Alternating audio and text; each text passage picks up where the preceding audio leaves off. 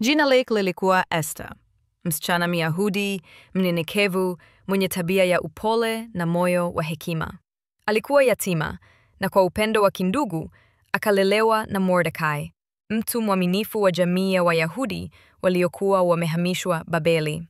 Hakutoka katika familia ya utajiri, lakini alijulikana kwa neema iliyokaa juu ya maisha yake.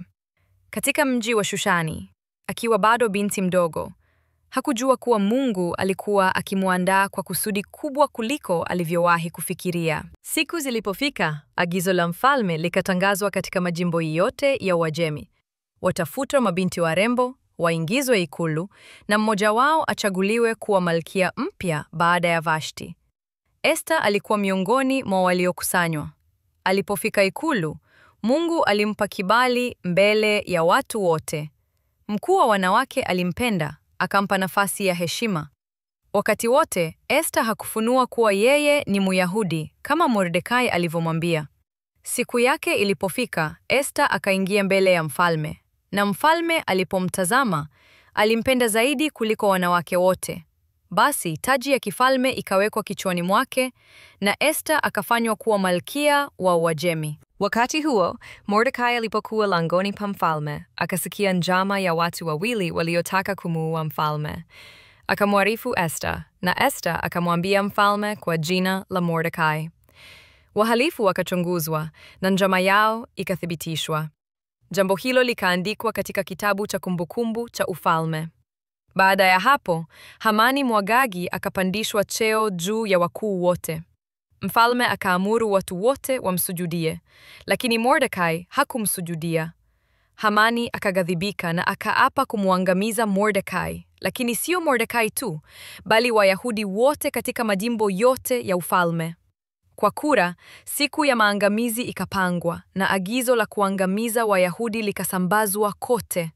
Hofu ikawa juu ya watu wa Mungu. Mordekai aliposikia, akararua mavazi yake, akalia kwa uchungu, na akatuma ujumbe kwa Esther. Usifikiri kuwa utaokoka katika nyumba ya mfalme kuliko Wayahudi wote. Na ni nani ajuaye kama hukuletwa katika ufalme kwa ajili ya wakati kama huu? Esther aliguswa sana. Akamjibu Mordekai, kusanyeni Wayahudi wote walioko Shushani, mfunge kwa ajili yangu siku 3. Nami na wajakazi wangu tutafunga pia. Kisha nitaingia kwa mfalme, kinyume cha sheria, na nikifa, nife. Baada ya siku 3 za kufunga, Esther akiwa amevaa mavazi ya kifalme, akasimama katika ua wa ndani wa mfalme. Mfalme alipomtazama, neema ya Mungu ikamwangukia. Akamnyooshea fimbo yake ya dhahabu, ishara ya uhai. Akamwambia, Esther malkia, wataka nini? Hata nusu ya ufalme nitakupa. Lakini Esther hakusema moja kwa moja. Badala yake, akamwalika mfalme pamoja na Hamani kwenye karamu aliyoandaa. Katika karamu ya pili, mfalme akauliza tena, Esther malkia, ni nini haja yako? Ndipo Esther akasema kwa ujasiri, mfalme wangu, mimi na watu wangu tumehukumiwa kuangamizwa. Mtu anayetusaka kutuangamiza ni Hamani huyo. Ghadhabu ikamjaza mfalme. Hamani akajua mwisho wake umefika na akaangikwa juu ya mti aliyouandaa kwa Mordekai. Mordekai akapewa cheo cha juu katika ufalme. Nyaraka mpya zikapelekwa katika majimbo yote. Wayahudi wakapewa ruhusa ya kujilinda dhidi ya adui zao.